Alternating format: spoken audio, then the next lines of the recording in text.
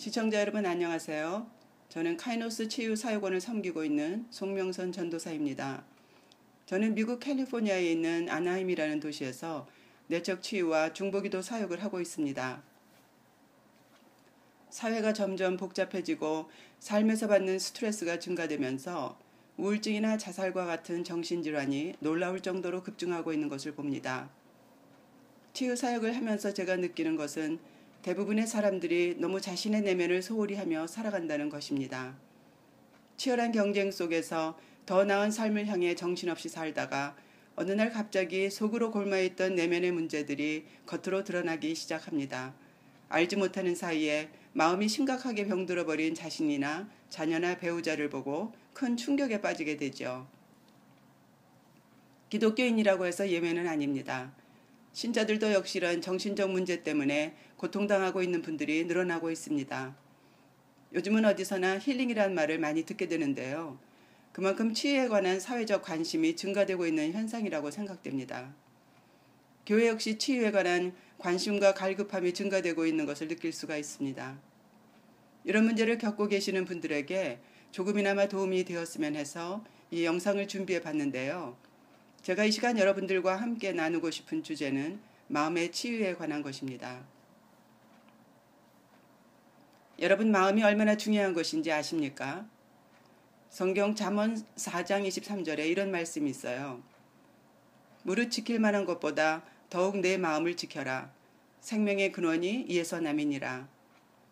다른 무엇보다도 더욱 마음을 지키라는 말에서 우리는 우리의 마음을 상하게 하고 병들게 하며 해치려는 세력이 있다는 것을 알 수 있습니다. 잠언 16장 32절에는 또 이렇게 말합니다.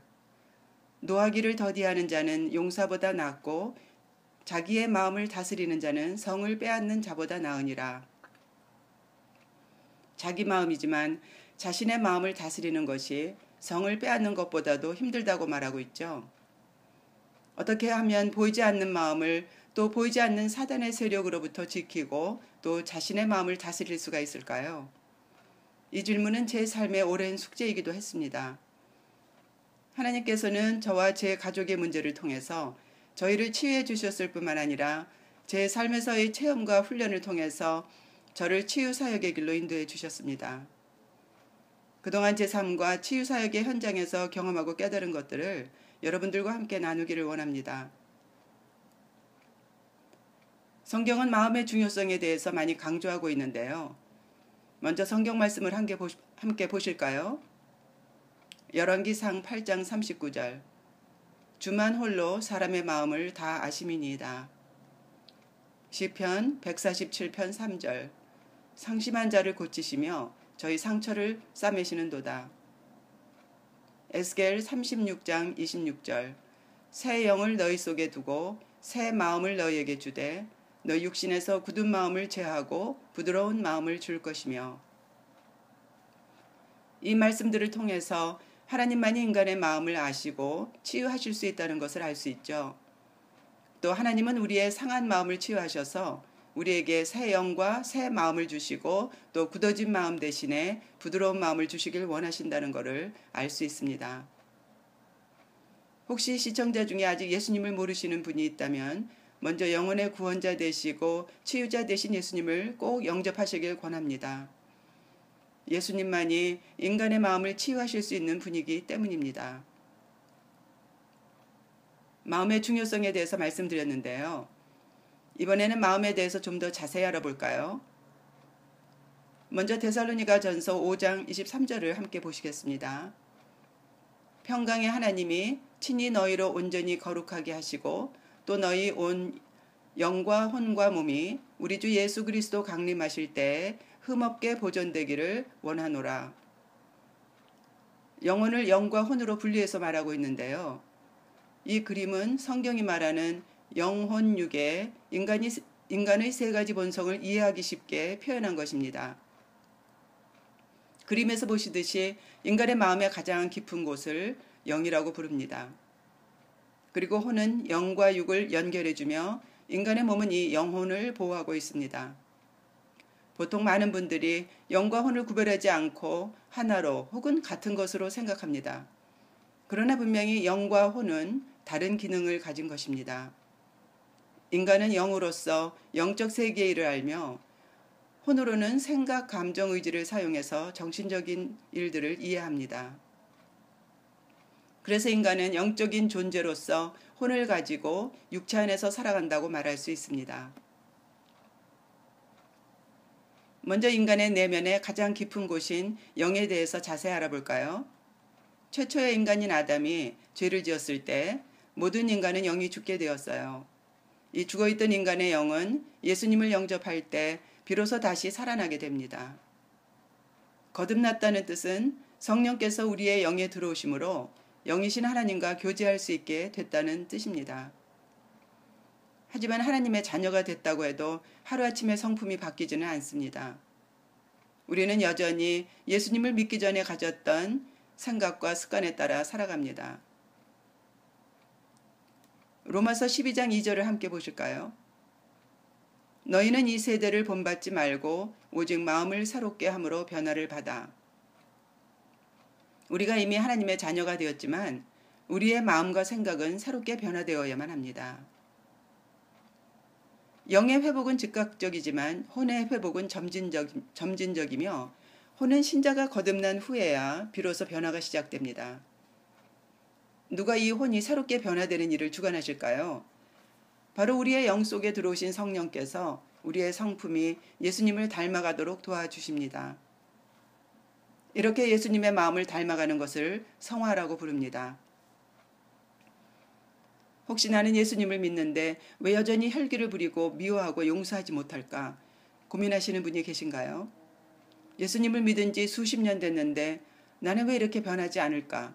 과연 나는 진짜 거듭났을까? 이런 혼란 가운데 계십니까? 영과 혼의 차이에 대하여 분명히 알지 못할 때 이와 같은 혼란이 올 수 있습니다. 내가 변하지 않는 이유는 영은 거듭났다 해도 여전히 우리의 혼에는 예전에 가졌던 죄된 생각과 가치관 또 상처받은 감정들이 그대로 남아있기 때문입니다.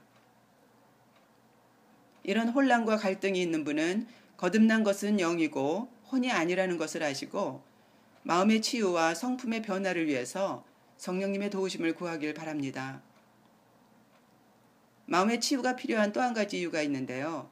육신의 질병의 약 80% 이상이 마음의 질병에서 온다고 합니다. 실제로 스트레스가 만병의 근원이라고 말하지 않습니까? 마음을 먼저 치유해야 육신의 질병도 회복될 수 있습니다. 마음과 생각이 변화되는 성화의 과정에서 죄와 상처로부터 회복되기 위해서는 치유가 필요합니다. 고린도전서 3장 16절을 보실까요? 너희가 하나님의 성전인 것과 하나님의 성령이 너희 안에 거하시는 것을 알지 못하느뇨? 신자의 몸은 하나님의 성전이고 성령이 그 안에 거하신다고 말합니다. 치유가 필요한 이유는 신자의 몸이 성령이 계시는 성전이기 때문입니다. 그림에서 보시는 것처럼 집의 주인이 영이라고 볼 때 집안의 내부는 혼이고 건물은 몸이라고 볼 수 있어요. 예수님을 영접했을 때 성령께서 신자의 영에 들어오시죠. 그래서 영에 있던 악한 영들이 쫓겨나가게 됩니다. 그러나 우리의 죄된 생각과 습관들이 아직 변하지 않았기 때문에 혼과 육에 있는 악한 영들은 떠나지 않고 그대로 남아있게 됩니다. 아직 회개하지 않은 죄와 치유되지 않은 상처는 마치 집안에 있는 쓰레기와 같다고 볼 수 있어요. 그래서 혼과 육이 정결하게 되기 위해서 치유가 필요한 것이죠. 우리 마음속의 죄와 상처를 그대로 방치해 둔다면 그림에서 보는 것처럼 쓰레기 때문에 쥐가 모여들게 되겠죠. 쥐는 악한 영을 상징합니다. 이런 상태로 내버려 두면 마음이 병들게 되어 결국 삶에서 여러 가지 증상으로 나타나게 됩니다. 우울증이나 자살 또는 각종 중독, 자녀 문제, 이혼, 가정 불화 등의 문제를 가져오게 됩니다. 모든 다양한 문제들의 시작은 바로 이 마음이 병드는 데서부터 시작됩니다. 마음속의 죄와 상처를 치유하지 않고 악한 영만 쫓는다면 그것은 마치 쓰레기는 치우지 않고 쥐만 쫓으려고 하는 것과 같다고 볼 수 있어요. 쓰레기가 있는 한 쥐는 다시 찾아오게 되어 있죠. 마음을 치유한다는 것은 성령의 도우심으로 죄를 회개하고 이 마음속의 쓰레기를 치워서 악한 영들을 쫓아내는 것이며, 이렇게 할 때 우리의 마음이 새롭게 변화되는 것입니다.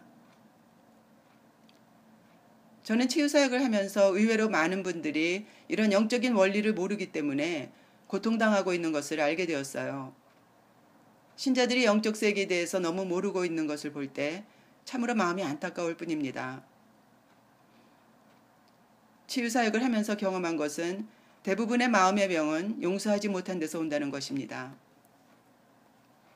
피해를 당하거나 상처를 받았을 때 가해자에게 분노와 미움의 감정을 갖는 것은 자연스러운 것입니다. 그러나 그 마음을 바꾸지 않고 계속해서 품고 있으면 그것은 용서하지 못하는 나의 죄로 변하게 됩니다. 그래서 내 상처가 죄로 변하여 나도 다른 사람에게 상처를 주고 죄를 짓는 일이 우리의 삶 속에서 반복되는 것입니다. 내 상처가 죄로 변하지 않도록 상처 준 사람을 용서할 때 이 죄와 상처의 사이클은 끊어지게 되는 것이죠. 용서해야 된다는 것을 모르는 사람은 별로 없어요. 그러나 아는 것과 그것을 실천하는 것은 별개의 문제죠. 실제로 용서하는 것은 참으로 힘든 것입니다. 때문에 우리는 성령님을 의지해야 합니다. 왜냐하면 하나님만이 인간의 마음을 치유하셔서 용서할 수 있는 능력을 주시기 때문입니다. 저는 많은 분들이 성령님의 도우심으로 자신의 힘으로는 용서할 수 없는 사람을 용서할 때 자유와 기쁨과 평안을 경험하며 또 불화했던 관계들이 회복되고 더 나아가 삶의 문제들이 해결되는 것을 보았습니다. 지금까지 마음의 중요성과 치유에 대해서 말씀을 드렸고요. 치유가 필요하신 분들께 도움이 되길 바랍니다. 계속해서 영상을 통해서 마음의 치유에 관해서 더 자세히 말씀드리려고 합니다. 치유에 관하여 더 알기 원하시는 분은 저희 웹사이트인 kainoshealing.com을 방문해 주시기 바라고요. 치유기도나 상담이 필요하신 분은 제게 연락 주시기 바랍니다. 치유를 통해서 마음이 새롭게 변화되어 주님의 성품을 닮아가는 여러분이 되시길 바라며 시청해 주셔서 감사합니다.